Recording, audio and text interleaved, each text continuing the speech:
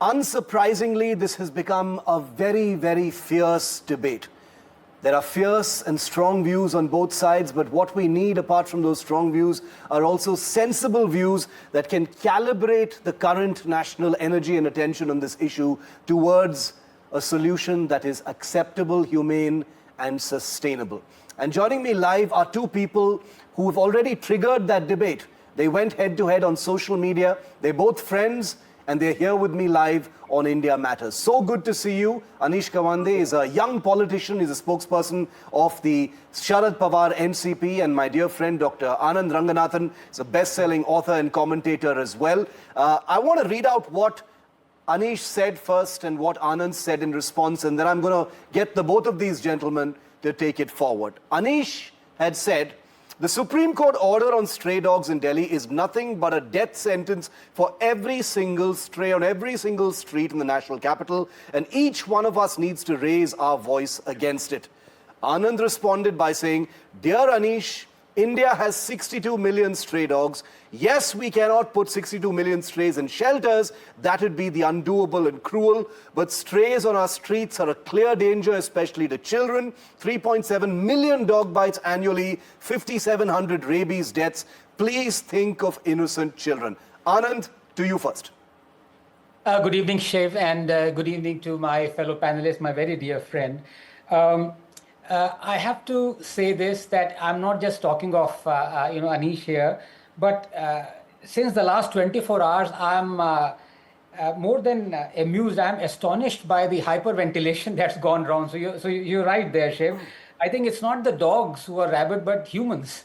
I have 5 issues to make, points to make out here. Number one should be against all kinds of cruelty. Animal cruelty as well as human cruelty. Why are some people choosing one as acceptable over the other? Now, clearly, if you have 62 million strays on our streets, which is one of the highest population of strays per human population in the world, and you have 4 million, 3.7 million odd dog bites, it is a clear and present danger. It is being cruel to humans. That's number one. Number two, clearly, the Supreme Court, when it says that, yes, the number of strays on the streets are unacceptable and we should all pick them up and pack them up in shelters, that is equally inhuman and cruel.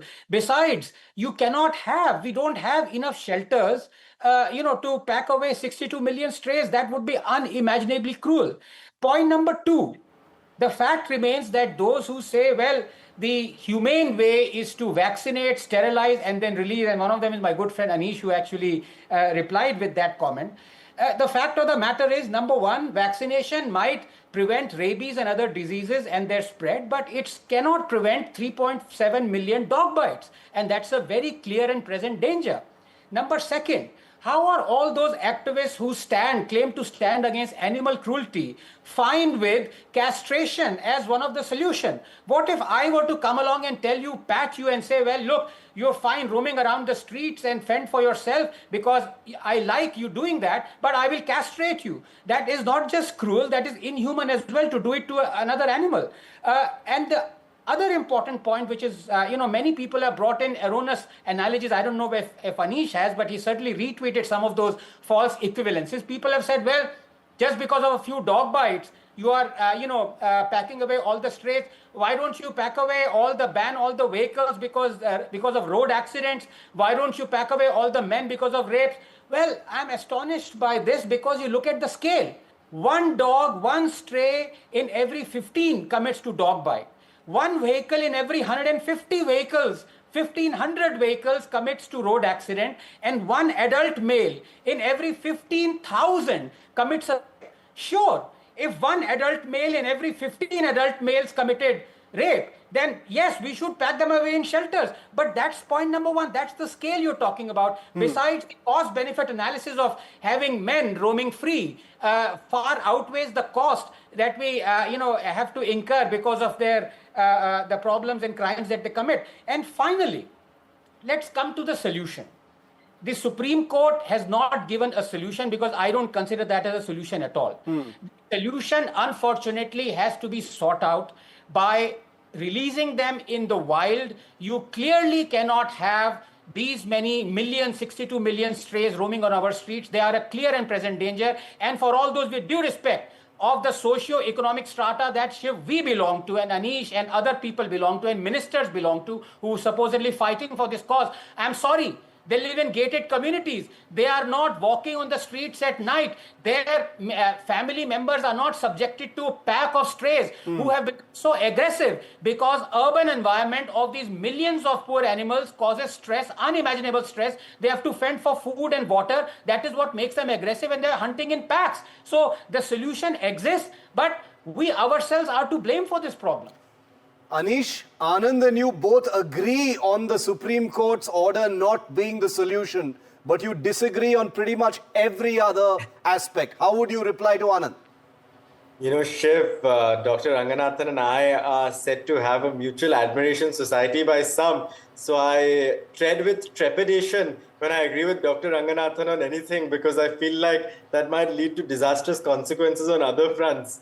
But on this issue, I think the first and foremost point I want to make is that the Supreme Court verdict is neither logical nor logistical, right? This is a classic case of judicial overreach by judges who have no idea of the science, nor of the political sort of implications, nor of the public policy impetus behind such a move.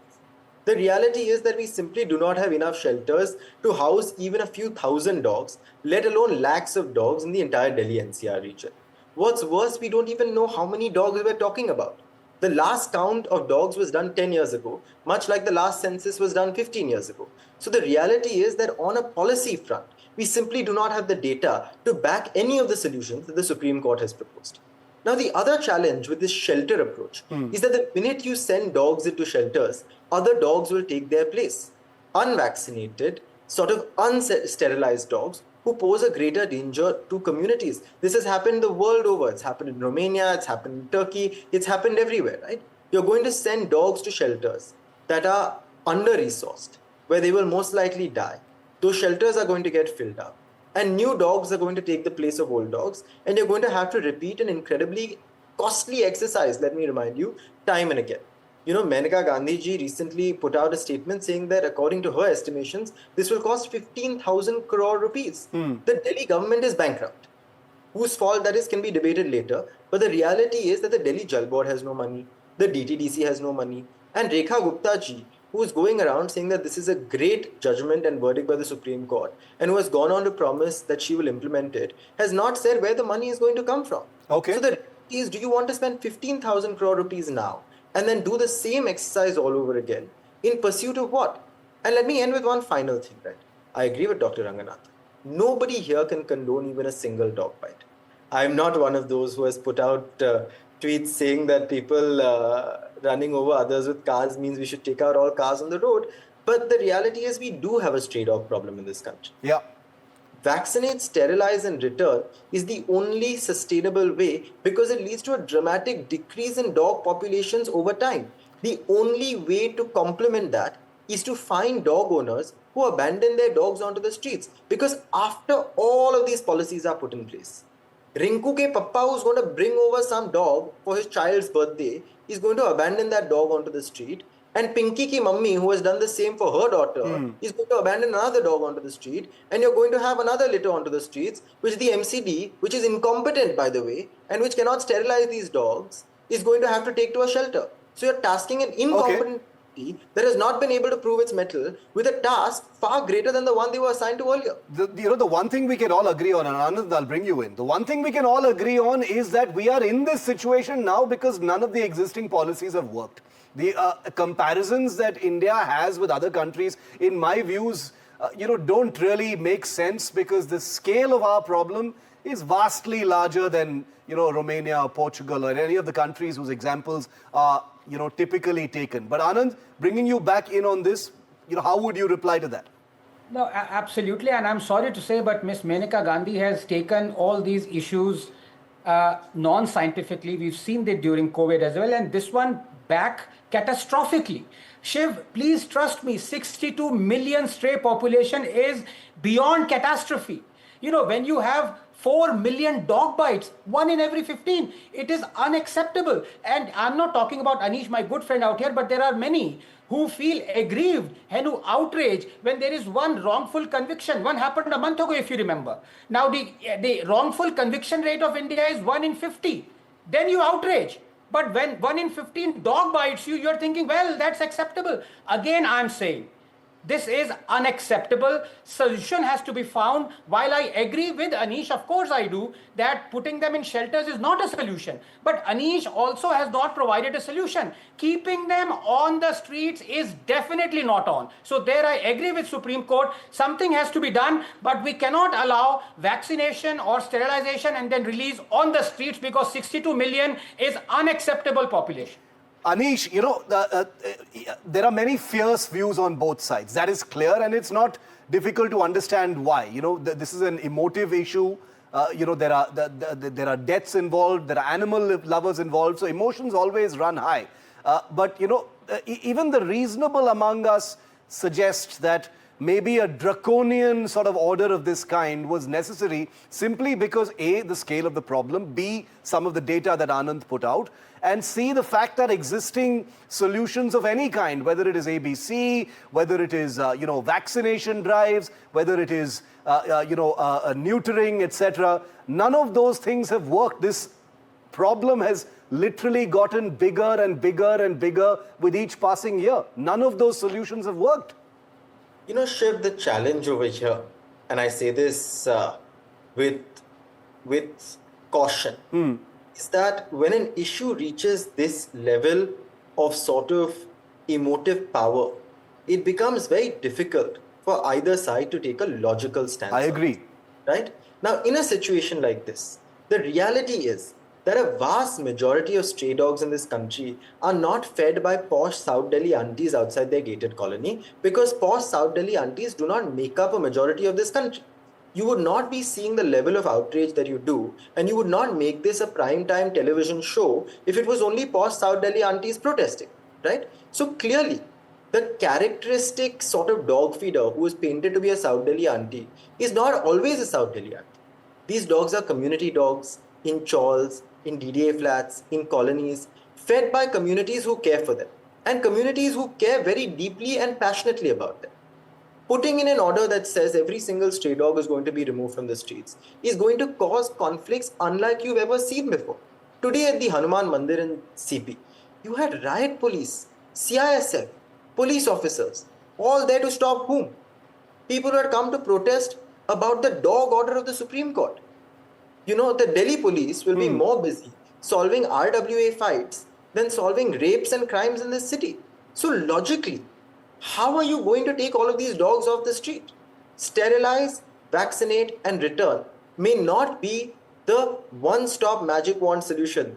But Dr. Ranganathan also must concede that one, you cannot take these dogs out of their habitat currently because the sort of opposition you see will be fierce, and two, relocating them to a forest when they're domesticated will only mean that they will all be going there to die. So unfortunately, the middle ground that is being proposed is the sterilize, vaccinate and return policy. I'm not saying it's perfect, but I'm saying it's the cheapest, most effective and sustainable policy in the long run. Anand, you don't agree with that? I don't, because what Anish is proposing is that the common citizens of the economic strata that we don't belong to continue to suffer and pay for our inaction and the inaction of our ministers. Having said that, my good friend also hasn't provided a solution for the 4 million dog bites that will continue to happen because vaccination will not prevent them. And number two, he hasn't answered. Why is he fine with neutering a dog when he is not fine with somebody neutering him? I mean, I have no aspirations to have children in the near future. So I won't get into that debate just yet. You know what I meant. I'll tell you this, right? Neutering of dogs and spaying of dogs has scientifically been proven to achieve two things. One is population control, and the second is change in behavior, right? So we know for a fact that neutered or spayed dogs are less likely to be aggressive, they're less likely to bite. So you're going to see a dramatic reduction in biting if you do have a neutering or spaying of animals. Now, I don't think you can compare that with the same sort of standards that you lay for humans, right? We don't have the same sort of standards for pets as you do for humans, and I wouldn't even go there. You cannot pet. No, sorry, there's a distinction. Sorry. Yeah, first of all, there's a distinction. You've let the strays on the streets without any responsibility, and yet you want them neutered. If you have a pet, you're taking care of the pet, he's your family member, be that as it may, and there you have a responsibility, you can commit neutering. But to say that we let loose without any responsibility 62 million strays and yet we will castrate them is, to me, unimaginably cruel. But I think the only sustainable way forward, Dr. Ranganathan, and you must admit, is that we must come up with better education for how communities can care for these dogs more effectively. We know that there are communities of feeders and these are communities of care. I think it's wrong to say that these are dogs who are uncared for. There are people who care very deeply about these dogs. Are there some who are worse than others? Are there some who are better than others? Absolutely. But to disregard every single individual who may not have a space in their homes but has a space in their hearts for these dogs as someone who is not caring for them might be a tad bit too harsh. Again, I'm not saying that this is a perfect solution, but I'm saying, unfortunately, at a time when you have witnessed a Supreme Court verdict that is not based in fact nor is it based in science, and you've seen judicial overreach that ignores existing legislation like the Prevention of Cruelty to Animals Act and the ABC guidelines that were passed not very long ago in 2020, you have to acknowledge that scientists, veterinarians, experts have come together and debated this problem. Now, the final point I want to make here is that, unfortunately, the incompetence of civic bodies cannot simply be wished away with magic wand solutions. When garbage collection does not happen in Gurgaon, we are now quick to say Blinkit should do garbage collection. Unfortunately, we don't know who our corporators are. We know our MPs, we know our MLAs, we know our Prime Minister. We have derelicted our own responsibilities as citizens. And this is all of us, regardless of political parties, in investing in the civic bodies that are responsible for the mess that we've gotten ourselves into. So the only solution to this mess is to hold our civic bodies accountable.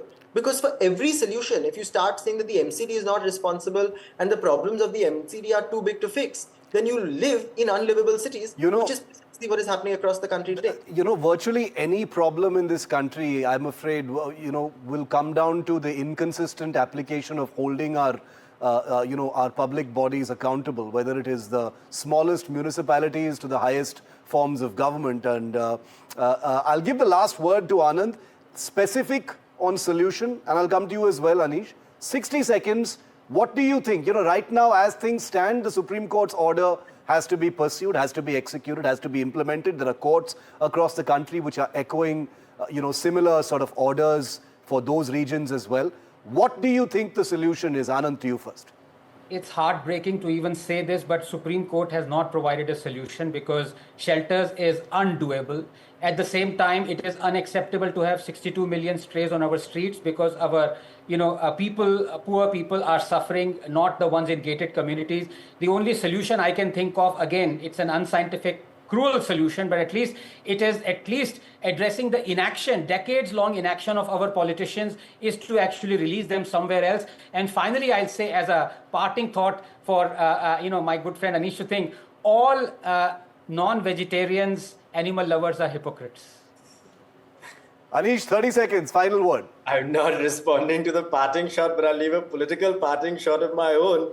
That those who put up banners on G20 in front of slums thinking that it will wish away poverty are the same ones who think that sending dogs to shelters will cure rabies, right? So I think the reality today is that the solution is sterilize, vaccinate, and return. It's not a perfect solution, it's not an ideal solution, but it's the only solution that's been known to work. Well, NDTV's month-long campaign on this story has triggered a debate.